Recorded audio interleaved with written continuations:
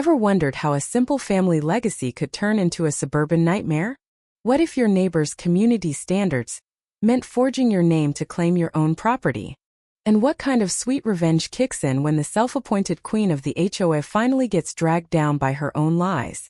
Let me paint the picture for you. Passed away way too young, leaving our family's modest 5-acre homestead on the edge of what used to be open countryside right in my lap. I was Mark Reynolds, just an accountant who hated spreadsheets more than Monday mornings, but blood is thicker than ink. So I quit the city job, packed up, and moved into the old house full-time to keep the place breathing. It wasn't some giant farm, just a backyard orchard I pruned myself, a coop of happy chickens for fresh eggs, a few beehives humming away, and a little red workshop where I tinkered with tools and fixed up whatever broke. The land had been ours for decades, long before the developers bulldozed the hayfields and dropped rows of identical beige McMansions they branded pristine Pines Estates. Folks whispered I was crazy to stay. Sell it, Mark. And maybe I was stubborn. But some things you don't auction off. 6 months in, the first letter arrived like a velvet-wrapped grenade. Dear Mr. It gushed in perfect corporate font. The Pristine Pines HOA warmly invites you to join our vibrant community dedicated to preserving property values and neighborhood harmony. Sounds neighborly, doesn't it? Until you flip to the 50-page rulebook of pure comedy gold. No visible agricultural elements in your yard. Chickens, only if they're aesthetically neutral breeds and their coop matches the approved taupe palette. My little orchard? It had to be professionally manicured, so it didn't scream actual work. Beehives? Banned outright, too unsightly, and potentially allergenic. And heaven forbid the faint scent of real dirt or fresh eggs. They suggested installing aromatherapy stations to neutralize it. I read that line twice and actually snorted coffee out my nose. These pearl-clutching suburbanites wanted me to turn my productive little slice of life into a sterile Instagram filter. I chucked the packet straight into the recycling bin and kept pruning my trees like nothing happened. But it didn't end there. Letter number 2 showed up. Tone shifted from sweet to sour. Noncompliance will result in escalating fines to protect our collective investment. Signed by the Queen herself, Deborah Harrington, HOA President. Picture the classic Karen blonde helmet hair, fake pearls, smile so tight it could crack walnuts. She looked like she spent her days sipping lattes and plotting how to ruin everyone's fun for the greater good. I fired back a polite note. Appreciate the concern, but my property predates your subdivision. Not interested in joining. Civil, right? Big mistake. That just lit her fuse. The letters snowballed weekly, now each one meaner. My chickens were noise pollutants disrupting serenity. The workshop was an eyesore clashing with our aesthetic vision. One gem demanded I replace my real bees with decorative faux hives, painted to match the neighborhood beige. Deborah even dropped by in person once, entourage in tow, clipboard swinging like a weapon. Mark, darling, she cooed at my door, all fake sympathy. We're just trying to help you fit in. Your little hobby farm is really hurting resale values. Think of the children playing in their safe, uniform yards. Her sidekick nodded like a bobblehead. Exactly. We can't have roaming poultry and rusty tools lowering everyone's standards. I stood there in my muddy boots, arms crossed, fighting the urge to laugh in her face. Ma'am, this is my land. Your playground. She tilted her head, smile never wavering. Oh, but boundaries have expanded, dear. Progress waits for no one. Her voice dripped that poisonous politeness, the kind that says, I'm better than you, while pretending to care.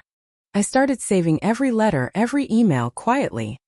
Something in my gut whispered this wasn't just nosy neighbors. Deborah was building an empire on control, and I was the glitch she needed to erase. She spread rumors too, told the block I was an eccentric slob who refused to contribute to community pride. Neighbors started side-eyeing me at the mailbox, whispering about how my mess was tanking their perfect little world. I kept my head down, installed a few discreet cameras around the property just in case, and waited. Patient. Because I knew deep down the real show was about to start. Sure enough, the next envelope wasn't a letter. It was an official-looking lien notice claiming I owed thousands in back dues for membership I had agreed to. My lawyer, an old buddy from the city, nearly choked when I faxed it over. This is straight up fraud, Mark. But then came the gut punch. County records showed membership documents with my forged signature, filed neat as you please. I never signed a damn thing. The books stamped my name and declared me property of Pristine Pines.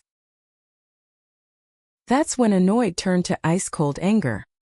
I spent weeks quietly gathering proof, handwriting experts' witness statements from the old county clerk, every nasty letter time-stamped, filed complaints with the attorney general, the county recorder, even the state real estate board.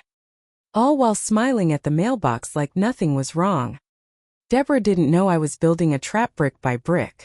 She showed up again a month later, flanked by 2 compliance officers, in matching polo shirts that screamed wannabe authority. "We're here for a routine inspection, Mark," she announced, waving those forged papers like gospel. "As a member, you must comply immediately." I stood on my porch, phone recording in my pocket. "Those papers are fake, Deborah." She laughed, that tinkling laugh, the one that hides venom. "Fake? Oh honey, the county says otherwise. Your resistance is only hurting yourself. And your neighbors." Her goons started snapping photos of my chickens like they were crime scene evidence, muttering about aesthetic violations. I gave them 30 seconds, or hovered over 911. Then they slunk away, heels clicking, hurling threats about forced compliance and community takeover. I filed for a restraining order the same day. Judge granted it after seeing my evidence pile. For a few weeks, blessed silence. I almost believed it was over, but you know how these stories go. The quiet is just the eye of the storm. One crisp morning, a white SUV rolled up with Pristine Pines enforcement, slapped on the side in cheap vinyl letters. 2 guys in fake uniforms, dollar store badges, mirrored shades, stepped out like they owned the county. "Routine inspection," the taller one barked, flashing plastic credentials. "HOA orders. Stand aside." I pointed to the court order taped to my door. "Restraining order says otherwise." "Get off my land." They smirked. "Paperwork's outdated, pal. You're in the association now. We got authority."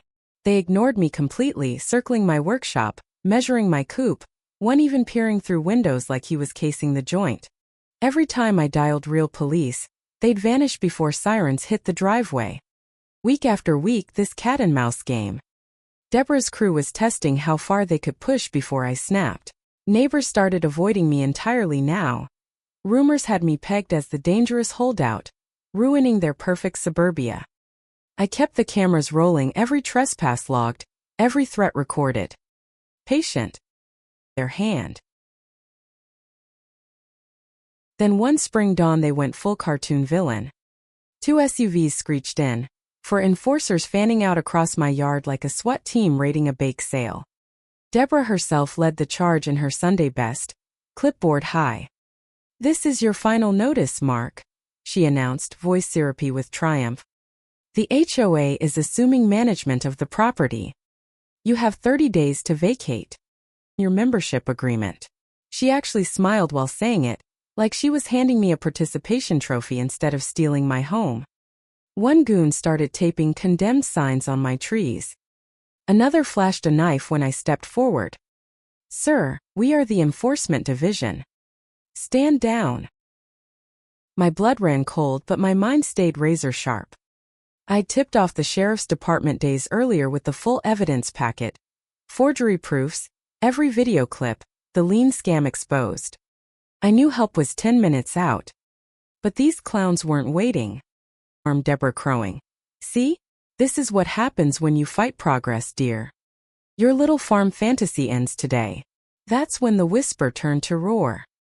I shook free, stepped back inside for 2 seconds, and came out with my old Remington dad's kept for coyotes, never pointed at people till now. I fired one warning shot into the air that rattled every window in Pristine Pines. They froze mid-stride. I said, voice steady as steel.